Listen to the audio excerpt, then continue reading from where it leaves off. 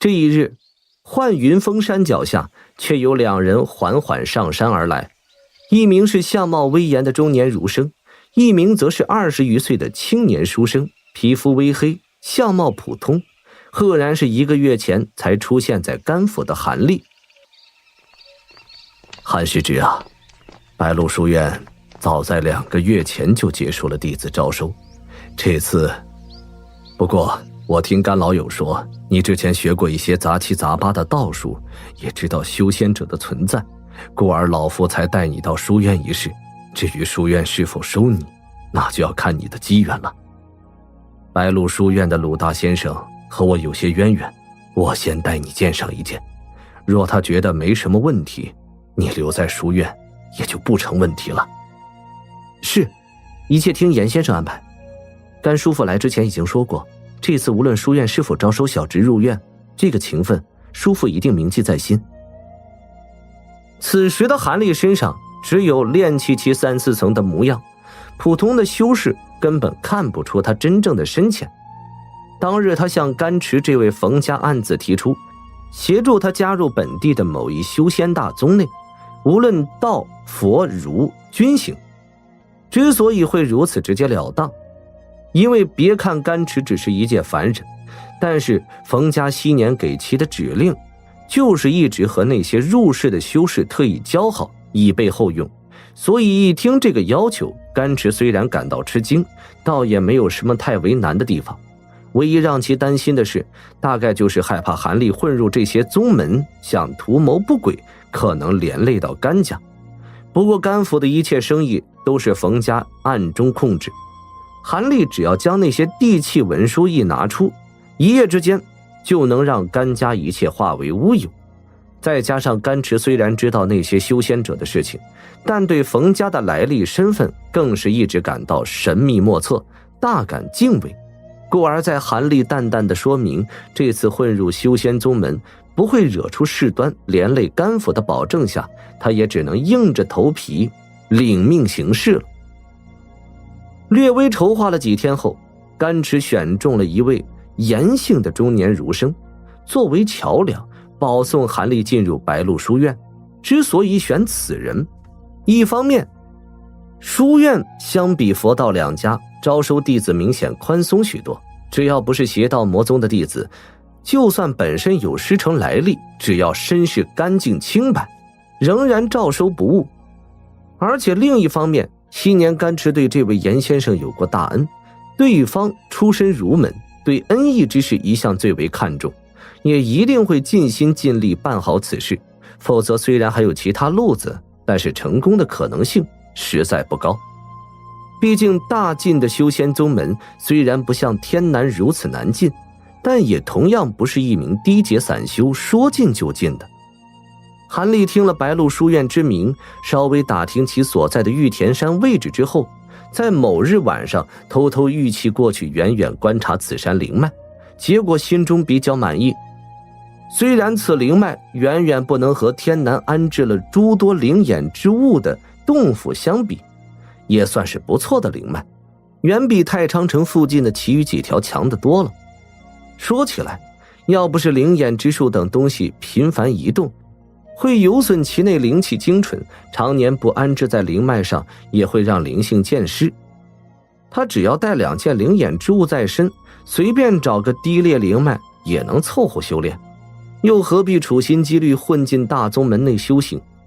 于是就这样，韩立摇身一变，立刻成了甘池某位远房投奔的姻亲。表面来历是身具灵根，学了些粗浅法术的低阶散修，对修仙之路极为向往，这才拜托甘池这位远亲叔父加以帮助，看看能否进入某大宗继续修行。甘池找到了在城内某出名的大书院执教的严姓儒生，这位出于报恩的想法，倒也一口答应了下来。2人这才有此一行。看来甘兄为你这位表侄还真是颇费了些心思，不过这也难怪，世间凡人能拥有灵根者万中无一，自然对你多加垂青。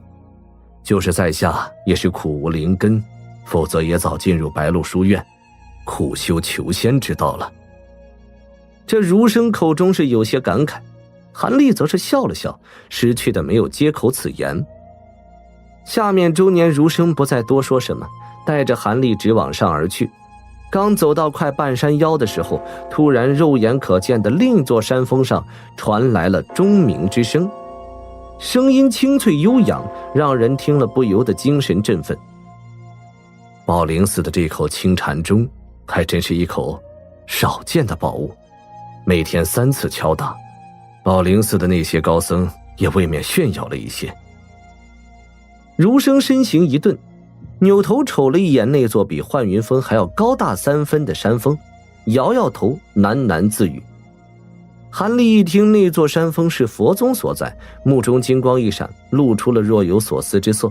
以他的感悟，这所谓的宝物其实也不过是件上阶法器罢了，没有什么稀奇。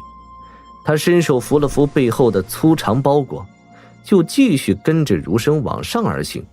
没有多久，二人终于来到了半山腰的一块平台，眼前豁然一亮，只见入目之处绿意盎然，郁郁葱葱，一大片青竹林出现在眼前，而竹林隐隐约约可见红墙白楼，一片优雅景色。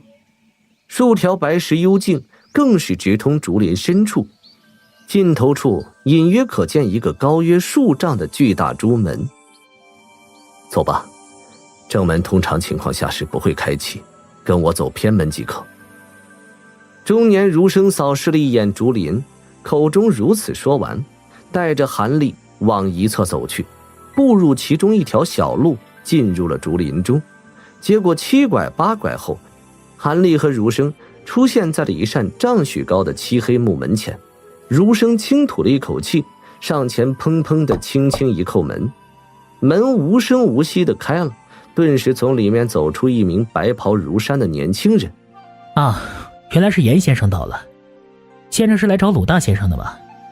这名年轻人身上有灵气波动，有炼气其3层的修为，但竟对身上丝毫法力没有的严姓儒生却客气异常，这让一旁的韩立看在眼内，心中不禁啧啧称奇。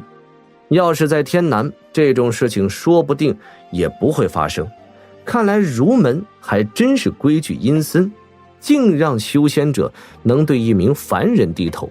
不过这种情形估计也只能在低阶修仙者身上发生，高阶修仙者绝不会出现这种事情。韩立在心中暗自冷笑。我这次是来见方兄，方大先生现在是否有空？下书院现在来了一位贵客，先生正在书房作陪，我给严先生通禀一下吧。也好，麻烦阁下了。儒生闻言露出了一丝笑容。白袍年轻人知道眼前之人虽然是个凡人，但是和方大先生渊源匪浅，当然不敢怠慢，口中客气了一句，急忙掏出了一张传音符，对其低语了几句，然后手一扬，传音符化作一道火光向后疾驶而去，转眼间就不见了踪影。没有多久，韩立蓦然感到一道不弱的神识突然从远处飞扫而来，在几人身上一掠而过，立刻又敛了回来。韩立心中一动，知道多半是那位鲁大先生，光从神识强度看，倒也有结丹初期的修为，比起预料的筑基中后期修为还是高深了不少，这让他有了一点意外。对他来说，此人修为自然越低越好，这才不可能看透他的掩饰之法。片刻后，韩立等人站立之处的上空凌波颤动，蓦然响起了一个男子淡淡的声音：是严兄吗？来的正是时候，我这里有位贵客，严兄不妨前来见见。你旁边的这位小友也一起过来吧。听了此话，那位白袍年轻人自然不敢再阻拦韩立二人，反而直接带着二人沿着一条走廊向内走去。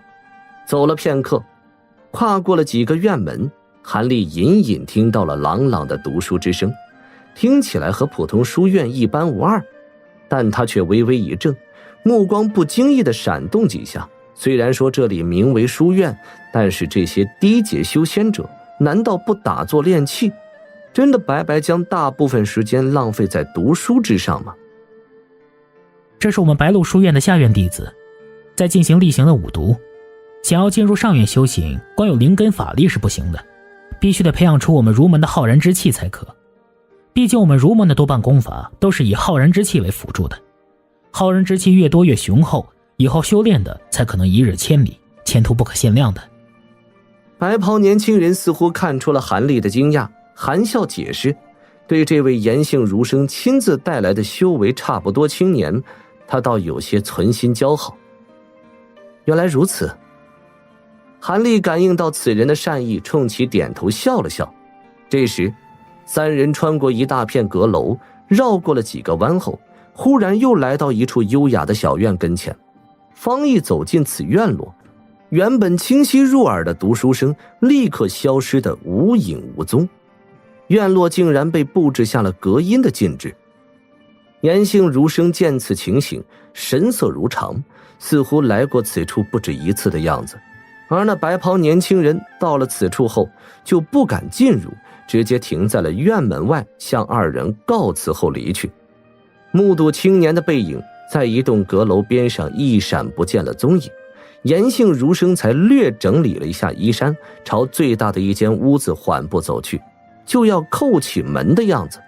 但是他刚迈出去一步，原本紧闭的屋门却一声轻响自行开启，同时头顶处再次传来了那位鲁大先生的声音：严兄请进，皇清观的华莲仙姑正好在陋居做客，鲁某正好为严兄介绍一二的。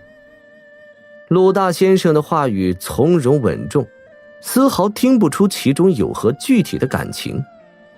皇清观，颜姓儒生脸上露出了一丝亚色，但脚下却丝毫没有迟疑，走了进去。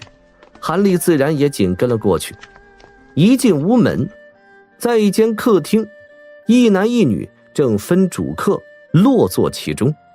男的41岁，脸庞瘦削，3缕长髯，一看就是那种喜怒不形于色的4平8稳之人，身上气质和颜姓儒生倒是有几分相似，但是却有另一种说不出的森严之感。女的20余岁，乌发雪肤，身着黄色道袍，单手持着一柄银光闪闪的拂尘，自有一种雍容华贵的气质，竟是一名道姑。颜姓儒生和韩立一进入厅内，这2人目光自然就扫了过来。